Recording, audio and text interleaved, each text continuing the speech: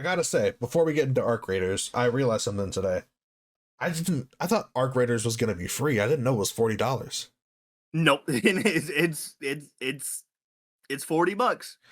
Because the whole time, context, I won't speak for you, Dave. I don't really care for Arc Raiders as an experience, but in the podcast and in some videos, I said that I would still give it a shot and I'd play it when it comes out. I'm gonna be honest. I'm gonna keep it a buck. I ain't paying $40 for it. Yeah, I was gonna say I'm gonna keep it a buck. I don't think I'm paying $40 for it. I was willing to give it a shot. Maybe if it was like $10, but Like for my own 20 interest in the is game, I kind of can't. pushing it.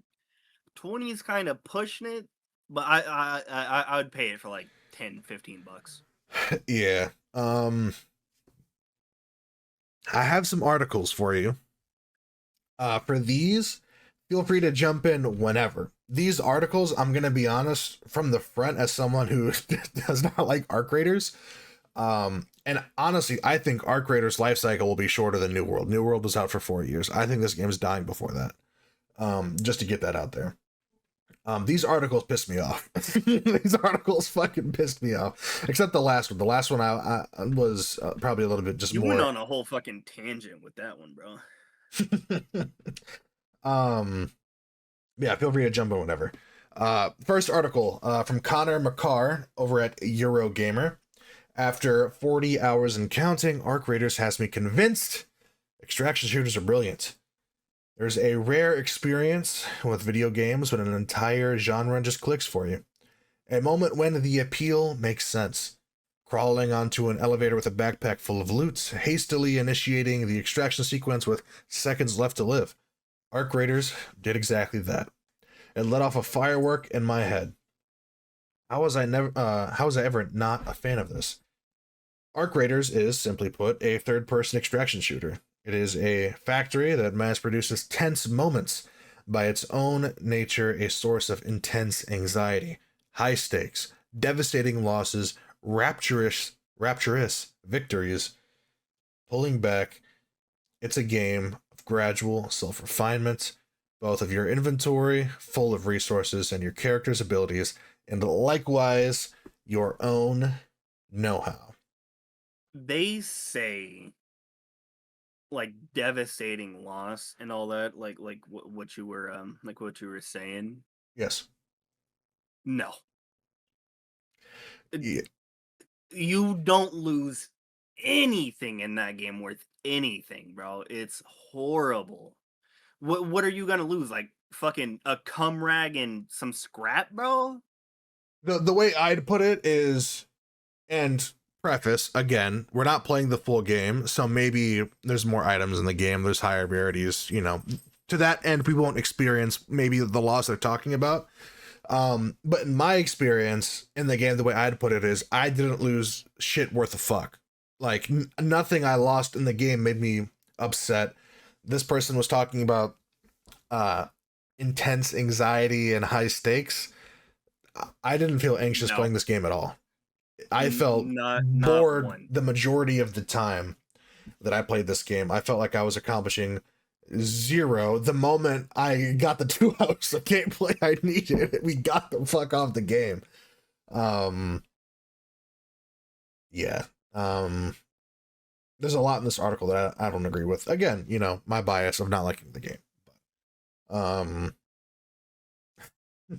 it's just, oh my god, man. We'll just get into the other article.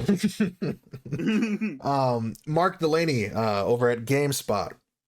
Arc Raiders made me feel like the main character.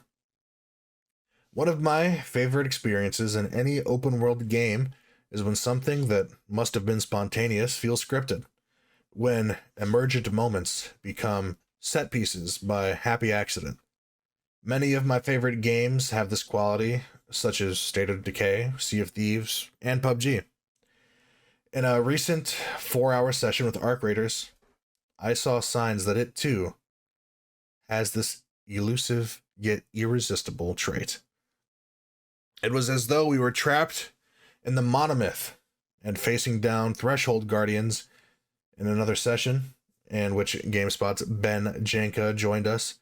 We were making chit-chat when we were ambushed in what seemed like a well-coordinated effort by an enemy trio. It felt like the sort of rough and tumble action moment you'd catch in a movie, where the good guys had let their guard down and had to fight tooth and nail to get out of it merely to learn their lesson. Arc Raiders became a memory-making machine, stitching together encounters that felt like they told a larger story of our triumphs and tribulations. I've likened the game to Star Wars a few times, deliberately, as the sci-fi world's blend of high-tech robots and a grease-leathered fighter pilot. Aesthetic are very much... Brain aneurysm. Yeah, brain What game aneurysm. were we talking about? Arc Raiders. Oh, we're still on Arc Raiders? Goddamn. Okay. Yes. I As thought the we fucking moved on. Oh no, there's a lot of articles for Arc Raiders. As the sci-fi world's blend of high-tech robots and a grease-lathered fighter pilot, aesthetic very much reminds me of a more grounded Star Wars. There are no Jedi Force powers or lightsabers here, but if you hold the Arc Raiders up to something like Rogue One or Andor, the similarities are much more apparent. Don't ever compare this game to fucking Star Wars, bro. Whoever wrote this needs to get a fucking reality check, bro. Yeah, and I mean, if this is the game that unlocked moments that you haven't experienced in any other game, I think you got to play more games, brother. Like, as somebody who literally had 500 gigabytes worth of fucking Steam data on my shit, you need to play more games if this is the most exhilarating game you've ever played. yeah, and what really upset me about this article is, personally, I don't like it when people editorialize articles.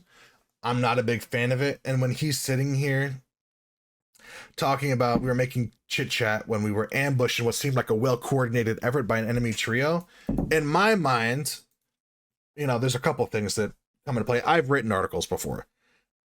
This is, you're trying to reach a certain character. I'm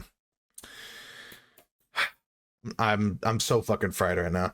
He's trying to get X amount of words into the article. You want the articles to be a certain length because you want them on the page for a certain amount of time to have ads play in the background. So he's editorializing the fuck out of this to try to get people to spend more time reading. When you're talking about it seemed like a well-coordinated effort by an enemy trio, dog, that's just fucking playing video games. Literally, that's I've lost rounds of search and destroy that felt like a well-coordinated effort by the enemy team. That is what gaming is. That's literally just you playing quads in any fucking game, bro. Yeah. Reading his entire article, for me, if you're trying to, I won't say take advice from me, because you probably shouldn't take advice from me. I wouldn't want you to. Because at the end of the day, if you like Arc Raiders and I don't like Arc Raiders, I mean, I'm not going to judge you for it. Dave might. Everybody has their own opinion. Yeah. Ours is just Arc Raiders is kind of buns. Yeah, and for me, with these articles, the main thing I wanted to highlight, because I feel like we've made our opinion of Arc Raiders known. When I read articles like this, I don't think anyone should be reading this. The moment you start to see that this dude is just fluffing all of this, he's over dramatizing. Bro is literally hitting the 500 word minimum in using this fucking specific words to just pop out and just be like, oh, this game is wonderfully magnificent, bro. Like, yeah. You're pissing me off with this. That's all I'm saying. My message to you would be, is to not waste your time with these kinds of articles. When it's over dramatized, when it's hyper editorialized, these articles are a waste of time. There's nothing in here that you're going to gain. I get that this article was more this guy's review. But I think you would find more value literally anywhere else getting an actual, like, critical, in-depth review. And maybe the review you watch could tell you that the game is good. I wouldn't necessarily disagree with the person in the video, because I think there are things about Arc Raiders that make it desirable to some people, which we'll get into in our third Arc Raiders article after this. But I put this in here just to say I would avoid articles like this. I just came across it when I was putting stuff together for the show, and I was like, this dude's fucking pissing me off. I wasn't even the one reading. I was listening to it. And I'm like, this dude's a fucking piece of work. Yeah. Final article for today's show by James Ford at Polygon. Arc Raiders is the perfect extraction shooter for newbies. Arc Raiders makes a typically unforgiving genre that has me coming back for more. It's somewhat astonishing that nobody has managed to nail this approach to an extraction shooter before now. Other teams have certainly tried, but where Escape from Tarkov has the gritty, extremely punishing side of things locked down, Arc Raiders is poised to sit atop the throne for the not-so-serious side.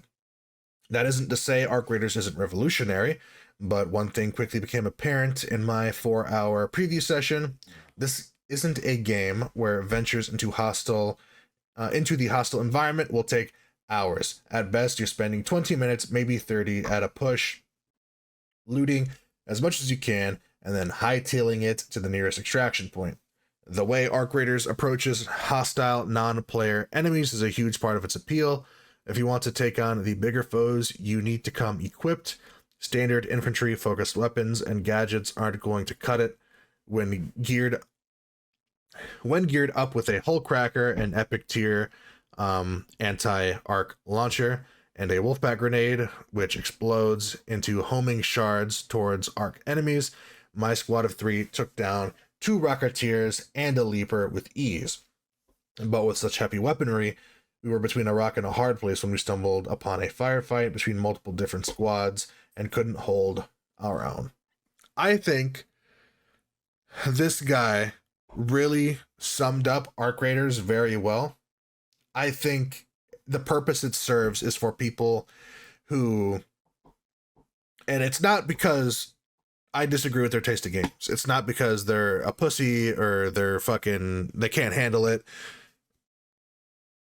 A lot of people don't like games like Tarkov that really punish you. Especially people, I have a job.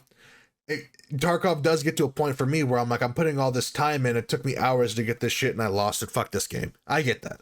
And I think Arc Raiders does appeal nicely to people in that kind of situation who just literally don't want to get bullied whenever they fucking play a game and don't want to get their nose pushed through the fucking back of their skull. There are similarities in this article where this guy's talking about these bigger world enemies that you have to gear up for. I find that similarly in Tarkov, when you got to bring in certain gear to take down a certain boss, you need to bring in extra grenades, you're doing whatever. The difference, like in time investment, in a Tarkov raid, I feel like once you get past that initial, I mean, what would you say? Probably like 20 minutes. By then, everything that's going to happen in the raid has already happened, and then the rest of it is just chill. Yeah. Like, well, they do persistent raids, so everybody's so even if everybody gets out, there's got to be new people constantly coming in. Well, yeah, but I'm just meaning like I'm trying to make an example. Like, would you say like after 20 minutes, in Escape from Tarkov raid normally dies down? Oh yeah, for Tarkov, Yeah. maybe like after like the first like 15. Okay. Because the point I was trying to make is with Tarkov, I feel like there's almost an incentive to people who don't want to get into the firefights and are trying to avoid players to survive, and that end of the raid can be a lot more calming. Where obviously in Tarkov, like I get anxious in Tarkov. For me, it's an intense game. That's the easy part of the game where you are just looting, you're moving around, you can maybe drop your guard down a little bit, but like any extraction shooter, when you're trying to get out with shit, your awareness has to be there somewhat all the time. Whereas with Arc Raiders, even with these persistent lobbies, if I'm spending 20 minutes in a raid, because we like, what's the longest we spent in one of our first couple where nothing happened, like 15, 16 minutes? Yeah, probably. I feel like in Tarkov, if you spent an hour playing, and maybe in Tarkov, if you want to say your average survival time is 30 minutes, which I think for new players, maybe not be the case, um, something will happen. You will get head tapped by a fucking PMC or a scav. You will get the opportunity to kill some scavs. You'll find something good. You might make it out. I think there's a higher chance for chaos to happen. There's a higher chance for crazy things to happen. Whereas in Arc Raiders, in my experience, um, these 20 to 30 minute at a time raids, if you want to call them that, I feel like you're more likely to end up spending 50 minutes where fuck all happens. Because, I mean, that was our experience. We played for like an hour and nothing happened. We had to Yeah. actively go Look for people. yeah, we had to actively go out of our way and like chase people down to get into firefights to see what the gunplay felt like. Whereas in a game like Tarkov, I think there's more in that game that brings people together naturally, where you will just come across someone no matter what.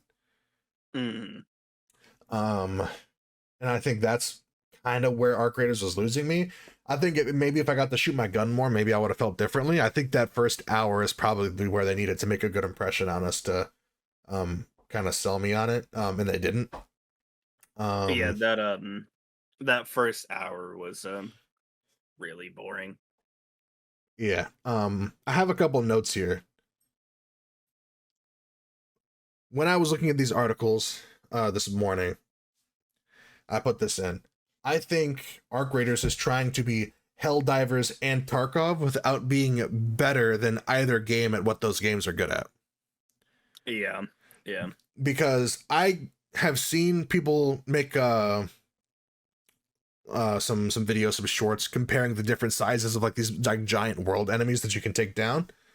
And in this article, he's talking about gearing up specifically with or with an intention to take down a specific enemy. I think if you're playing Arc Raiders and you're really liking going in specifically set up to take out a specific enemy to get something out of it, I think you should be playing Helldivers. I think if that's the experience that is making Arc Raiders for you, I think you'd have way more fun on Helldivers. And if your thing is just being a vacuum, collecting shit, going out and killing people now that you have all the best gear in the world, I think Tarkov's the game for you. I think no matter what you enjoy in this game, I think if you enjoy a particular thing, if you don't enjoy Arc for everything that Arc is, I think you need to be playing something else. Because if you just like one specific facet of the game, there's a game that does that way better. Um, Yeah. I mean, what's your opinion on that?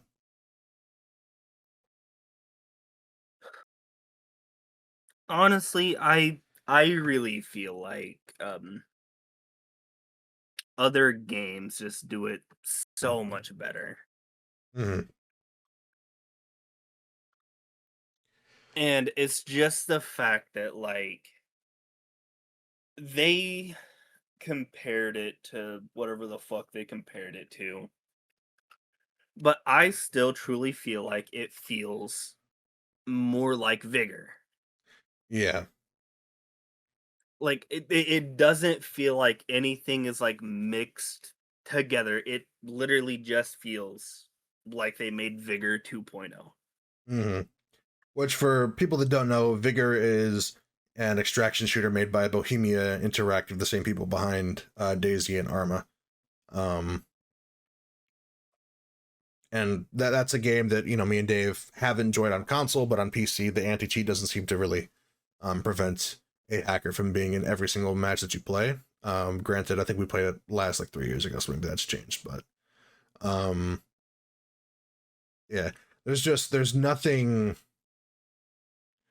There's no hook for me. There's nothing that has me wanting to go back for more. Um, and I kind of put it in the same boat, like how you put it in with Vigor. I kind of put it in the same boat as well with DMZ. There's nothing in DMZ that had me wanting to go back for more. Um, and I think asterisks here to this point. a big reason why DMZ didn't succeed is I don't think the Call of Duty fan base at large is a fan base that would enjoy extraction shooters anyway. Um, I think we're seeing a trend just in the corporate industry as a whole, where companies are trying to step into the niches of other companies to try to take it over and like kill their product and have their product be the premium, so that way they can control as much market cap as possible. Yeah. And I think that's what Activision was trying to do with DMZ. It's just that Activision's developers are hamstrung by the fucking corporate, like gods that be, and they don't know what the fuck they're doing. Um, and obviously, like I said, that was a big contributing factor to why DMZ failed. So when I say this, I don't mean to say that there's going to be like a super sharp fall off with Arc. But I don't see Arc being much more successful than DMZ was. Um, Yeah, no, not even close. Because DMZ still wasn't very successful, but it was still successful enough where like people now are still continuing to play it after what, like 4 years. yeah, because that was Modern Warfare 2 2022. So yeah, coming up on 4 years because we're about to get a new COD. Yeah, and Yeah, I don't think Arc Raiders is going to live past 4 years. yeah, I think 4 years is a good timeline for it. And I don't have any examples of this. Maybe I could have checked Twitter. That is my bad. But I did see on Reddit and a couple other places that um, they might be doing some fuck shit with their monetization. I was seeing something that some of the skin bundles were kind of um, priced more like they should be in a free to play game and not a pay to play game. And some people were already kind of getting upset about that.